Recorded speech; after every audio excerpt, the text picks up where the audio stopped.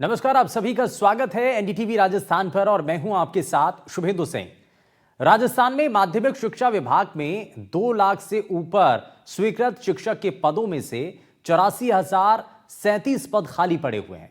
28% के आसपास जो पद हैं वो खाली चल रहे हैं।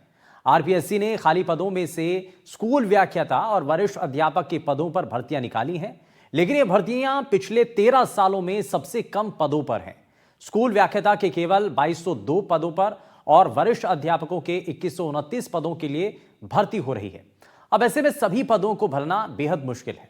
विधानसभा में एक सवाल के जवाब में सामने आए विधानसभा वार खाली पदों के आंकड़े बेहद चौंकाने वाले हैं। सीएम, डिप्टी सीएम, पूर्व डिप्टी सीएम, विधानसभा अध्यक्ष, कैबिनेट मंत्रियों और प्रमुख नेताओं के विधानसभा क्षेत्रों में भी बड़ी संख्या में स्कूलों के अंदर शिक्षकों के पद खाली हैं। सबसे खराब स्थिति मंत्री बाबूलाल खराड़ी और केके बिश्नोई के क्षेत्र में है, जहां खराड़ी के क्षेत्र में 56% और केके बिश्नोई के क्षेत्र में 51% पद खाली चल रहे हैं। सीएम के क्षेत्र सांगानेर में 14% और पूर्व मुख्यमंत्री वसुंधरा राजे के क्षेत्र में यानी झालरापाटन के अंदर 30% और डिप्टी सीएम दिया कुमारी के क्षेत्र विद्याधर नगर में 18%, deputy CM doctor Premchand Bairwa के क्षेत्र दूदू में 23%, शिक्षा मंत्री मदन दिलावर के क्षेत्र में यानी कि रामगंज मंडी में 21%, गृह राज्य मंत्री जवाहर सिंह बेडम के क्षेत्र में 21% और इसी तरीके से ये पद खाली पड़े हुए हैं। इसी तरह विभिन्न मंत्रियों के क्षेत्र में बड़ी संख्या में शिक्षकों के पद खाली हैं। कांग्रेस के प्रमुख नेताओं और विधायकों के क्षेत्र पर भी अगर नजर डालें तो पूर्व सीएम अशोक गहलोत के क्षेत्र सरदारपुरा में 18%, पूर्व डिप्टी सीएम और टोंक विधायक सचिन पायलट के क्षेत्र में 20% पद जो हैं वो अभी भी खाली पड़े हुए हैं शिक्षकों के। आज सबसे बड़ा मुद्दा में इसी पर हम बात करेंगे कि माध्यमिक शिक्षा में 84,000 शिक्षकों के पद खाली पड़े हैं, तो बोर्ड एजुकेशन वाले छात्र छात्राओं की पढ़ाई कितनी प्रभावित हो रही है। प्रदेश में कितने स्कूल बिना शिक्षकों के या 1-2 शिक्षकों के भरोसे पर चल रहे हैं। अलग अलग विषयों की जो शिक्षा है वो सरकारी माध्यमिक विद्यालयों में पढ़ने वाले बच्चे किस तरीके से ले पाएंगे। क्या बड़े स्तर पर बच्चों को सेल्फ स्टडी या बाजार में मिलने वाली उत्तर कुंजियों के भरोसे छोड़ दिया गया है। इसी को लेकर के आज ये बड़ा सवाल है और जरा सबसे पहले आपको कुछ ग्राफिक्स के जरिए आपको कुछ तस्वीर दिखाने की कोशिश करते हैं, क्योंकि जो ये आंकड़ा सामने आया है ये बेहद चौंकाने वाला है। कई ऐसे स्कूल हैं जहां पर शिक्षकों की भारी संख्या में कमी है। अब आप ये देखिए, ये आंकड़ा आपके सामने है। माध्यमिक शिक्षा में शिक्षकों के पद स्वीकृत कितने हैं? 2 लाख से ऊपर। खाली पड़े पद 84,371 और भरने वाले जो पद हैं वो 2,15,324 हैं। वहीं अगर आप देखें ये कितना बड़ा अंतर यहां पर नजर आता है और साथ ही साथ इसमें बड़ी संख्या में जो है, अब पहले के मुकाबले अगर आप देखें इस बार भी बहुत सबसे कम जो है पदों पर भर्तियों को लेकर के ये विज्ञप्ति जारी हुई है। अब कैसे यहां पर बच्चों की पढ़ाई हो पाएगी, कितनी बड़ी संख्या में जब पद जो हैं वो अगर खाली हैं 84,000, आप देखिए ना 84,371 पद खाली पड़े हुए हैं, तो ये बताता है कि अभी स्थिति स्कूलों के अंदर क्या है। माध्यमिक शिक्षा में शिक्षकों के पद कितने हैं? अब आप देखिए, ये हम आपको उन नेताओं के इलाके की वो तस्वीर दिखा रहे हैं जहां जहां पर बड़े नेता हैं, उनके इलाकों के अंदर देखिए आप कितने पद खाली पड़े हुए हैं। अब आप देखिए सांगानेर के अंदर 70 खाली पद पड़े हुए हैं। वहीं आप देखिए झालरापाटन के अंदर 479 पद खाली पड़े हुए हैं। अजमेर उत्तर में वासुदेव देवनानी के क्षेत्र में 170 पद खाली पड़े हुए हैं। और ये आप जैसे कि हम लगातार दिखा रहे हैं कि मुख्यमंत्री के क्षेत्र में भी कई पद खाली पड़े हुए हैं। तो यानी कि स्कूलों के अंदर बच्चों की पढ़ाई कैसे संभव हो पाएगी।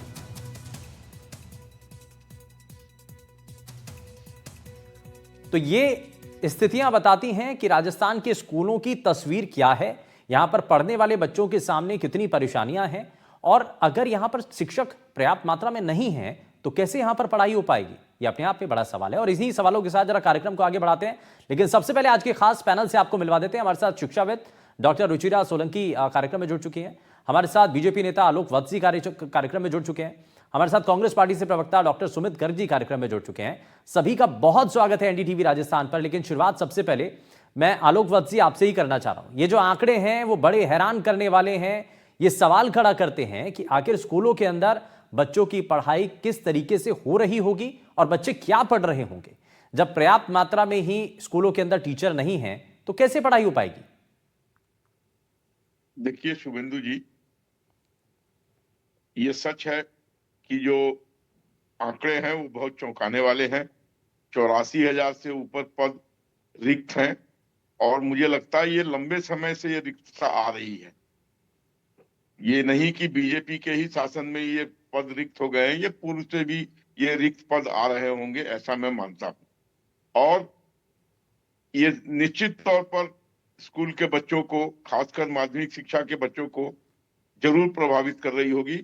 और जो वहां पर प्राइवेट इंस्टीट्यूशंस हैं, उनकी बौछार उनकी बल्ले बल्ले हो रही होगी, क्योंकि जब शिक्षक नहीं है तो उनके पेरेंट्स को नेचुरली इनको प्राइवेट स्कूलों में या प्राइवेट कोचिंग से अतिरिक्त आर्थिक भार उठाकर इनको शिक्षा दे रहे होंगे। मैं समझता हूं कि अब जब हमारी सरकार आई है तो इसका संज्ञान लेगी और निश्चित और निकट भविष्य में इन पदों को भरने की कवायद करेगी। हालांकि वहां जो परीक्षा भी हो रही है, जैसे एएसआई का अभी कुछ दिन पूर्व आपके प्रेस्टिजियस चैनल पर हमने डिबेट किया, तो आज मुझे पता लग रहा है कि कोर्ट ने सारी चीजें रद्द कर दी है और वो जो ट्रेनिंग ले रहे थे उसको भी रद्द कर दिया गया है। तो मुझे लगता है कि इसमें कुछ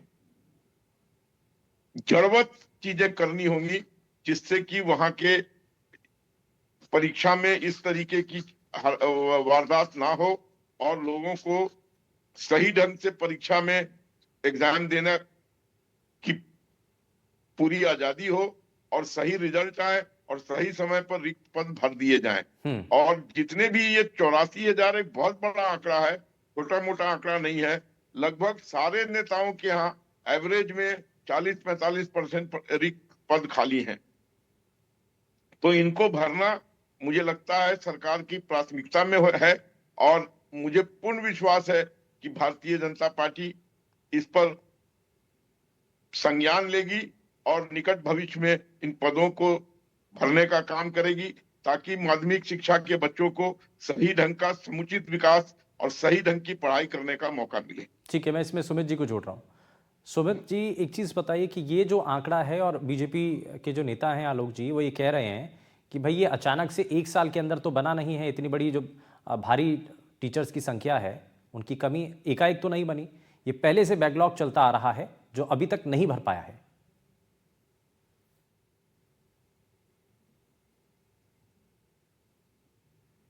अनम्यूट कर लीजिए सुमित जी एक बारी।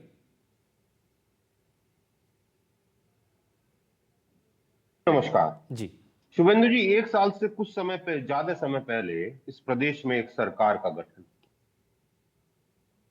निहायत अनुभवहीन और अदूरदर्शी सरकार का गठन किया गया।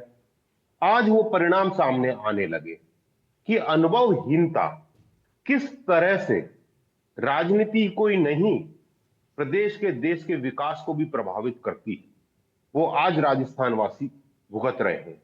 आदरणीय वत्स साहब ने कहा कि ये बैकलॉग पहले से आ रहा होगा। मैं बता देता हूं कि आपके ही रिपोर्ट में कहा गया कि 13 साल में सबसे कम है, तो मतलब हमारे सामने ज्यादा रहा होगा। अब मैं बता देता हूं, हमने 20,000 तो नवीन पद सृजित किए, 10,000 हमने संविदा शिक्षकों की भर्ती करी। पिछले 15 साल से जो शारीरिक शिक्षक थे, जिनको हम आम भाषा में पीटीआई कहते हैं, उनकी नियुक्तियां नहीं हुई थी। हमारी सरकार ने 6,000 से ज्यादा शारीरिक शिक्षकों की भर्ती करी, उसमें प्रथम श्रेणी, द्वितीय श्रेणी, तृतीय श्रेणी के सभी शामिल। लेकिन दुख इस बात का है कि आप ये तो कह देते हो बैकलॉग है। शुभेंदु जी, विषय ये, इस बैकलॉग को दूर करने के लिए सरकार ने एक साल में क्या कार्य योजना तैयार करी? कुछ नहीं करी। सरकार ने एक काम किया है, इसको बंद कर दो, इसको बंद कर दो, पैसा नहीं है जिले खत्म कर दो, पैसा नहीं है इंग्लिश मीडियम स्कूल बंद कर दो। वत्स साहब ने बिल्कुल कहा, सही कहा कि प्राइवेट स्कूलों की बल्ले बल्ले हो रही है। अरे करवाई जा रही है शुभेंदु जी, इस प्रदेश की सरकार कर रही है। हमने इतना क्रांतिकारी कदम उठाया कि प्रदेश का बच्चा, गरीब का बच्चा, दलित का बच्चा, पिछड़े का बच्चा, वंचित का बच्चा भी अंग्रेजी में पढ़ेगा। आज ये सरकार क्या कहती है कि वो नहीं पढ़ेगा, हम उनको बंद करेंगे। क्यों बंद करेंगे? कि साहब हमारे पास संसाधन नहीं है। तो शुभेंदु जी, जब तक ये सरकार इस औरा से बाहर नहीं आएगी कि साहब पैसे नहीं है, पैसे नहीं है, इनको अपने आप पे विश्वास करना पड़ेगा, अपने पुरुषार्थ पे विश्वास करना पड़ेगा। नहीं तो ये अनुभवहीनता आगे और ज्यादा इस प्रदेश को दुख देगी। और जहां तक शिक्षा की बात बता देता हूं, हमने एक बहुत ही क्रांतिकारी योजना चालू करी थी, Rajiv Gandhi scholarship for academic excellence, जिसमें हमने प्रतिभावान बच्चों को विदेशों में भेजा पढ़ने, उसका सारा खर्चा सरकार उठाती थी। अभी एक रिपोर्ट आई शुभेंदु जी, अपने आप में चौंकाने वाली है और रोंगटे खड़े कर देने वाली है। एक बच्ची ने ये कहा है कि मैं पढ़ने आई थी और सरकार ने मुझे भिखारी बना दिया। उन बच्चों के सरकार पैसे नहीं दे रही है, वो बच्चे वहां पे भीख मांगने पे उतारू हो गए। तो सरकार को ये समझना पड़ेगा कि आप वेलफेयर के लिए आए, पैसा कमाने नहीं आए। आपका काम ये नहीं है कि हमारा बजट बढ़े, आपका काम ये है कि आप कैसे पब्लिक को बेटर डिलीवर कैसे करें, लेकिन सरकार नहीं कर पा रही है। जहां तक शिक्षकों की पद की भर्ती है, ये नहीं करेंगे। मैं आपको बता देता हूं, क्योंकि फिर ये कहेंगे कि साहब पैसा कहां से आएगा। एक काम जरूर करेंगे शुभेंदु जी आने वाले भविष्य में, ये स्कूलों की संख्या कम कर देंगे। जैसे महात्मा गांधी इंग्लिश स्कूलों को कम करने जा रहे हैं ना, वैसे स्कूल कॉलेजों को कम करेंगे कि साहब जरूरत ही नहीं थी, कांग्रेस ने इतने ज्यादा नहीं, खोल अच्छा, दिए, एक चीज तो है इसमें, क्या जरूरत है, इनको बंद कर देते हैं। इसमें सुमित जी एक बात तो है, अभी हाल ही में एक और दोबारा से ना अलग अलग शिक्षा विभाग से रिपोर्ट मांगी गई और उनसे पूछा गया कि कौन से कितने ऐसे स्कूल हैं जहां पर टीचर्स की संख्या बहुत कम है या बच्चों की संख्या बहुत कम है। अब ऐसे प्राथमिक स्कूल इतने बड़ी संख्या में पाए गए जहां पर या तो बच्चों का नॉमिनेशन हुआ ही नहीं है, नामांकन ही नहीं हुआ है, वहां एक भी बच्चा नहीं है और 2-2, 5-5 टीचर वहां पर काम कर रहे हैं। तो ऐसे स्कूल वहां पर चल रहे थे और ये बताया गया कि पिछली सरकार में कुछ स्कूलों की शुरुआत हुई। इसमें बीजेपी की तरफ से रिएक्शन भी सामने आए थे। लेकिन एक बड़ा, मैं इस पर वापस लौटूंगा, लेकिन इसमें आलोक जी कुछ कहना चाह रहे हैं। आलोक जी जरा जल्दी से रिएक्शन। देखिए, आदरणीय डॉक्टर सुमित गर्ग जी ने सारी बातों का जवाब दिया, लेकिन जो मैंने कहा कि बैकलॉग कितना था, इसका उन्होंने कोई जवाब नहीं दिया। इन्होंने गिनाया अपनी उपलब्धियों को, जिसमें ऐसा लगता है कि पूरा प्रदेश के बच्चे समुचित व्यवस्था के अंदर अच्छी पढ़ाई कर रहे थे, तो फिर वहां की जनता ने चुनाव में इनको क्यों नकार दिया?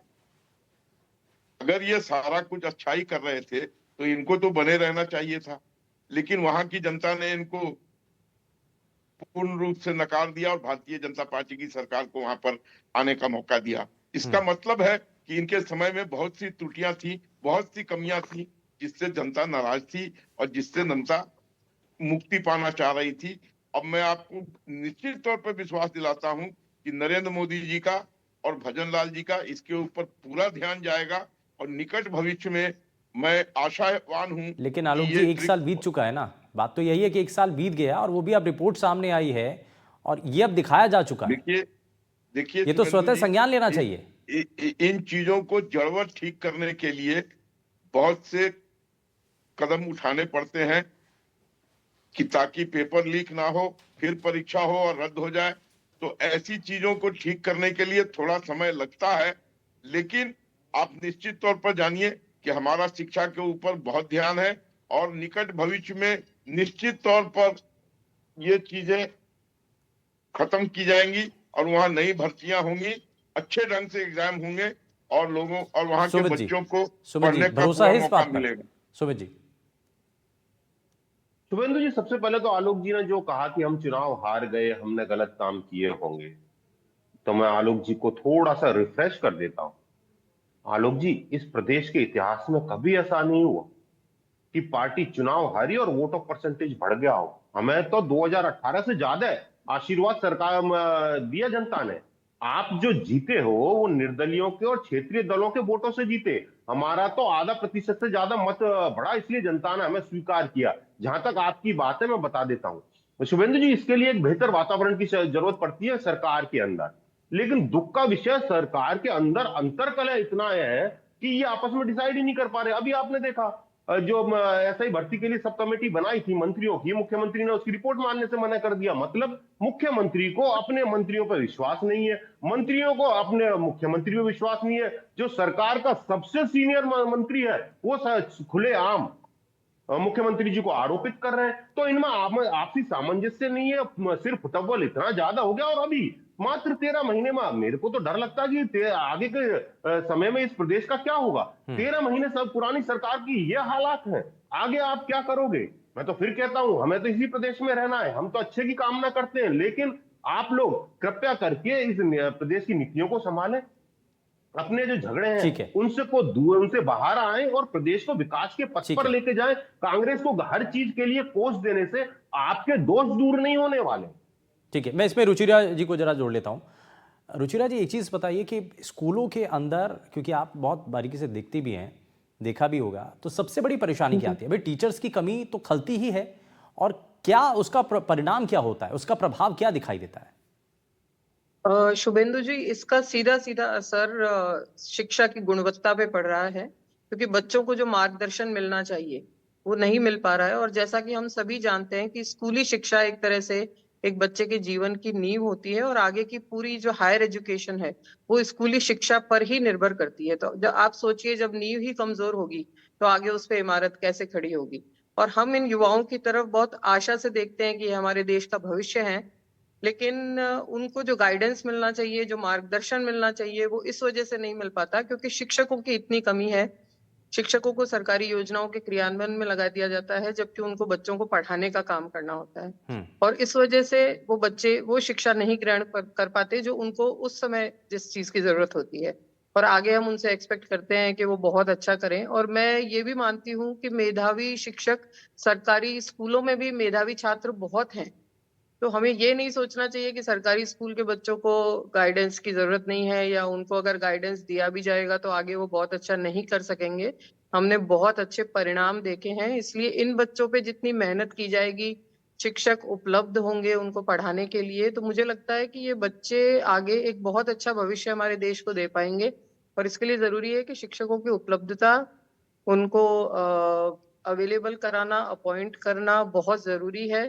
वरना सरकारी और निजी स्कूलों की जो शिक्षा है उसमें जो एक बहुत बड़ा अंतर है वो कभी खत्म नहीं हो पाएगा। और क्यों बार बार ये सवाल इसलिए भी उठता है कि भाई प्राइवेट स्कूल के साथ जब भी सरकारी स्कूलों का कंपटीशन होता है तो उसमें बहुत अंतर आता है।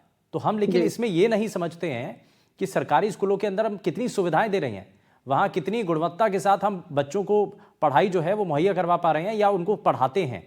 ये अब दोनों चीज़ों को बहुत देखना बड़ा ज़रूरी है। अब यहाँ शिक्षकों की कमी है और दूसरी तरफ आपको सुविधाएं पूरी मिल रही हैं। तो एक संपन्न अगर परिवार से कोई व्यक्ति है या कोई पेरेंट है तो बिल्कुल नहीं चाहेगा वो, जिस तरीके के हालात बने हुए हैं, जब स्कूल के अंदर टीचर नहीं है तो कोई पेरेंट्स नहीं चाहेगा कि भाई वो सरकारी स्कूल के अंदर अपने बच्चों को भेजे। लेकिन देखिए, मजबूरी होती है तभी सरकारी स्कूल में भेजा जा रहा है। जो संपन्न नहीं है, आर्थिक रूप से कमजोर हैं, वो वहां पर पढ़ाते हैं और इसीलिए शायद ध्यान नहीं जा रहा है। हम कई बार ये बात करते हैं कि हर व्यक्ति भारत में सरकारी नौकरी चाहता है, लेकिन अपने बच्चे को सरकारी स्कूल में नहीं पढ़ाना चाहता। तो ये फर्क इसीलिए है कि सरकारी स्कूल में भेजने के लिए अभिभावक भी, उनका भी मन नहीं है, क्योंकि उनको पता है कि उनके बच्चे को वो गाइडेंस, वो मार्गदर्शन नहीं मिल पाएगा और उस गुणवत्ता की शिक्षा नहीं मिल पाएगी जिसके लिए वो अपने बच्चे को तैयार करना चाहते हैं। और ये बीते कुछ सालों में हुआ है। आप देखिए कि जी। पहले हर कोई जो है सरकारी स्कूल से ही पढ़े हुए हैं, और ऐसा नहीं है कि बिल्कुल। कोई सही जगह पर नहीं पहुंचे हैं। सब कुछ, हर कोई व्यक्ति संपन्न है, लेकिन जी। उसके बावजूद भी अपने बच्चों को नहीं पढ़ाना, क्योंकि आज का परिवेश वैसा हो गया, प्रतिस्पर्धा इतनी ज्यादा हो गई है। तो उसमें अपने बच्चे को स्टैंड करने के लिए एक अच्छी पढ़ाई मुहैया हो सके, ये बड़ा जरूरी पेरेंट्स को नजर आता है। मैं इसमें जरा आलोक जी। जी को इसमें जोड़ना चाहता हूँ। आलोक जी, अब ये बहुत सारे सवाल हैं। अब इसमें ये कि आप पिछली सरकार के ऊपर आरोप लगाएं, ठीक है, वो अलग विषय है कि पुराना बैकलॉग होगा। सुमित जी ने भी कहा कि भाई हमारे समय में तो भर्तियां निकाली गई थी और सबसे कम भर्तियां इस बार जो है वो निकाली गई हैं। तो ये जो है ये बताता है कि यानी कि अभी कुछ नहीं हो पा रहा है। तो अब 1 साल का समय भी हो चुका है, कब तक और कितना इंतजार? बस थोड़ा सा इंतजार और कीजिए, और मुझे लगता है कि आपके सारे प्रश्नों का उत्तर मिल जाएगा। 1 साल में आप सोचते हैं कि आमूलचूल परिवर्तन करके सारी चीजों को ठीक कर दें, तो सेंटर में भी 60 साल इनका रूल था, लेकिन मोदी जी को अभी तक पूरे भारत की सारी चीजों को ठीक करने में अभी भी समय लग रहा है। देखिए, एक बार जब चीजें बैठ जाती हैं बिल्कुल नीचे, तो उसको उठाने में टाइम लगता है, और वो वहां की जनता भी समझ रही है।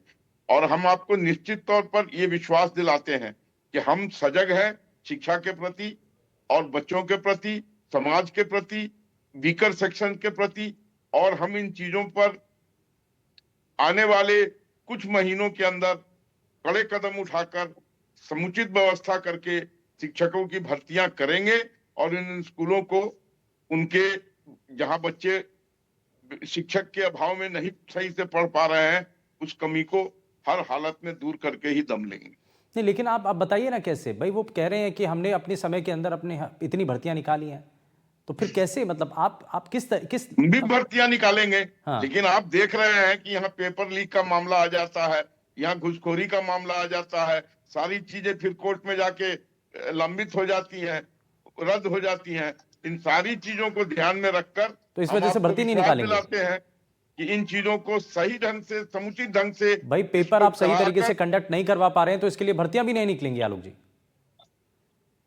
फिर से जरा रिपीट कीजिए। मैं कह रहा हूं कि अगर आप भर्तियां पूरी तरीके से, अगर आप एग्जाम जो है सही तरीके से कंडक्ट नहीं करवा पा रहे हैं, उसमें गड़बड़ियां हो रही हैं, तो इसका इलाज ये है कि आप भर्तियां ही नहीं निकालेंगे? बिल्कुल निकालेंगे। मैंने कहा ना, समुचित व्यवस्था करके, कड़े ढंग से उस पर निगरानी रख के हम बिल्कुल निकालेंगे। और हम सही ढंग के एग्जाम करा के, शिक्षकों की भर्ती करके बच्चों के इस कमी को निश्चित तौर पर आने वाले समय में दूर करेंगे। हमें फिर से चुनाव जीतना है, हमें फिर से वहां पर लोगों को आगे बढ़ाना है। तो जब तक हम काम नहीं करेंगे, आप देख रहे हैं जिन जिन जगह हमारी सरकारें हैं, वहां दोबारा तिबारा हम रिपीट हो रहे हैं। इसका मतलब हम काम करके दे रहे हैं, लोगों का विश्वास जीत रहे हैं, तभी हम सत्ता में बने रहेंगे और बने हुए हैं। और राजस्थान में भी ये कवायद होगी और कड़े ढंग से होगी, सही ढंग से होगी, और लोगों को उनका जो कमी है उसको दूर किया जाएगा। मैं रुचिरा जी को जोड़ रहा हूँ इसमें जरा, उसके बाद में सुमित जी आपके पास वापस लौटता हूँ। रुचिरा जी, एक चीज़ बताइए इसमें कि कई बार ये भी होता है, क्योंकि राजस्थान के कई बार ऐसे इलाके हैं जहाँ पर नामांकन हुआ ही नहीं है बच्चों का, वहाँ पर कोई जी। बच्चा पढ़ने के लिए पहुँचा ही नहीं है, तो बिना नामांकन के वहाँ पर अध्यापकों की भर्ती है, मतलब बड़ा असंतुलन है वहाँ पर। कई स्कूल जी। ऐसे हैं जहाँ पर बच्चों की स्ट्रेंथ ज़्यादा है लेकिन वहाँ टीचर पढ़ाने के लिए नहीं है। तो इस असंतुलन को दूर करने की सबसे पहले क्या जरूरत है? ये बहुत जरूरी है कि छात्रों के अनुपात में शिक्षक हो और सभी स्कूलों में सभी विषयों के शिक्षक अवेलेबल हों। और ये जो रिपोर्ट्स रिसेंटली आई हैं वो बहुत चिंताजनक है कि जहाँ एक भी छात्र एनरोल्ड नहीं है वहां पे शिक्षक हैं, और जहाँ बहुत ज्यादा छात्र हैं वहां शिक्षक नहीं है। तो इसमें जरूरत है इस पे ध्यान देने की और इसको रेक्टिफाई करने की। और मुझे विश्वास है कि अब जो ये रिपोर्ट्स आई हैं तो सरकार इस तरफ जरूर ध्यान देगी। सुमित जी कुछ कहना चाह रहे थे इस पर? शुभेंदु जी, आलोक जी ने बोला कि हम नियुक्तियां निकालेंगे। आलोक साहब, निकली हुई नियुक्तियां हैं, आप तो उन पे पदस्थापना नहीं कर पा रहे हैं। बता देता हूं, महात्मा गांधी विद्यालयों के, इंग्लिश विद्यालयों के लिए कार्मिकों के पदस्थापन के लिए एक परीक्षा की गई। 25 अगस्त 2024 को रिजल्ट आ जाना था 2 दिन में, क्योंकि कंप्यूटराइज परीक्षा थी। लेकिन सरकार पर नियुक्तियां नहीं देना चाहती थी, बची। 6 महीने बाद रिजल्ट निकाला और उसके बाद आज तक उनको नियुक्तियां नहीं दी। तो सरकार की तो नीयत नहीं है, सरकार करना नहीं चाहती। सरकार अपने आपसी स्तर फुटबॉल में इतनी बिजी है कि उनका इस तरफ ध्यान ही नहीं जाता।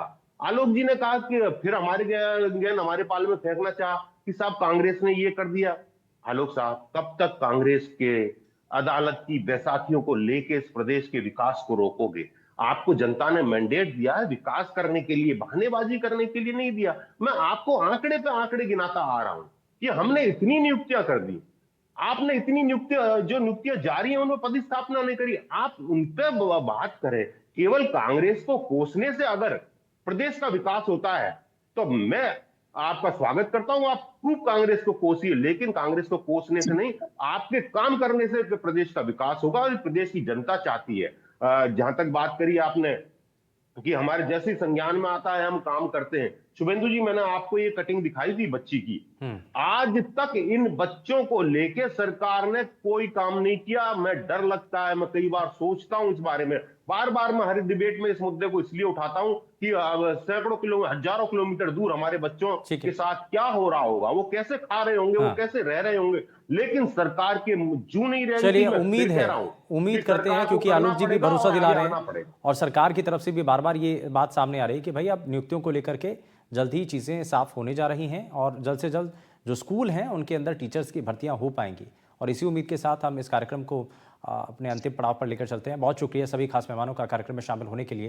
लेकिन सवाल यह है कि बड़े नेता हैं, चाहे नेता पक्ष के हैं चाहे विपक्ष के हैं, उनके इलाकों में भी बच्चों के जो स्कूलों के अंदर वहाँ पर टीचर्स की भर्तियाँ नहीं हो पा रही हैं। तो कई सवाल हैं। सवाल ये कि क्या नेता अपनी बातों को, अपने इलाके में टीचर्स की कमी को क्या विधानसभा के अंदर नहीं उठा पा रहे हैं? सवाल कई हैं। यहाँ रुक रहे एक छोटे से ब्रेक के लिए। आप कहीं मत जाइएगा, बने रहिए एनडीटीवी राजस्थान के साथ। नमस्कार।